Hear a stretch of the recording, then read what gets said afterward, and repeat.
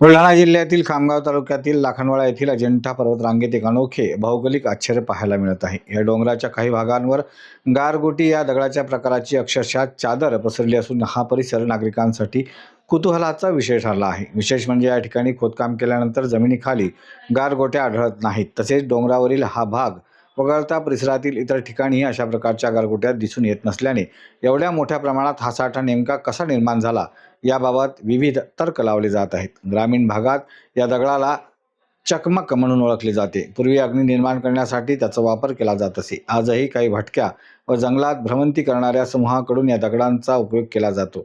अजिंठा वेरूळ परिसरातही अशाच प्रकारच्या दगडांपासून तयार केलेल्या वस्तूंना विदेशी पर्यटकांकडून मागणी असल्याचे सांगितले जाते। या गारगोट्यांचा साठा भूगर्भातील नैसर्गिक बदल, हालचाली किंवा इतर भौगोलिक प्रक्रियांमुळे निर्माण झाला असावा असा प्राथमिक अंदाज व्यक्त केला जात आहे। मात्र यामागील नेमके कारण अद्याप स्पष्ट झालेले नाही। त्यामुळे या संपूर्ण परिसराचा भूगर्भशास्त्रांकडून सखोल वैज्ञानिक अभ्यास करून या भौगोलिक आश्चर्याचे रहस्य उलगडावे अशी मागणी स्थानिक नागरिकांकडून केली जात आहे। आज लाखनवाडा परिसरामध्ये डोंगर रांगामध्ये आपण या ठिकाणी आलेलो आहोत। जर तुम्ही पाहिलं तर आजूबाजूच्या संपूर्ण प्रदेशामध्ये, संपूर्ण डोंगर रांगेमध्ये आपल्याला काळ्याशा दगडांचे या ठिकाणी डोंगर रांग दिसते। पण प्रामुख्याने जर पाहायचं म्हटलं तर ती डोंगर रांगेच्या खालीच एक छोटीशी टेकडी आहे। त्या टेकडीवरती मोठ्या प्रमाणात आपल्याला गारा या ठिकाणी पाहायला मिळतात। पांढऱ्या शुभ्र अशा गारा आपण पाहतो।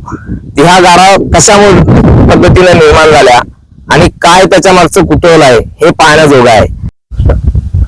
अजिंठा पर्वताच्या रांगेमध्ये असलेल्या आमच्या या डोंगराळ भागामध्ये आमच्या गावाच्या शेजारी, लाखनवाडा गावाच्या शेजारी असलेला हा डोंगर म्हणजे एक मनमोहन घेणारा डोंगर आहे।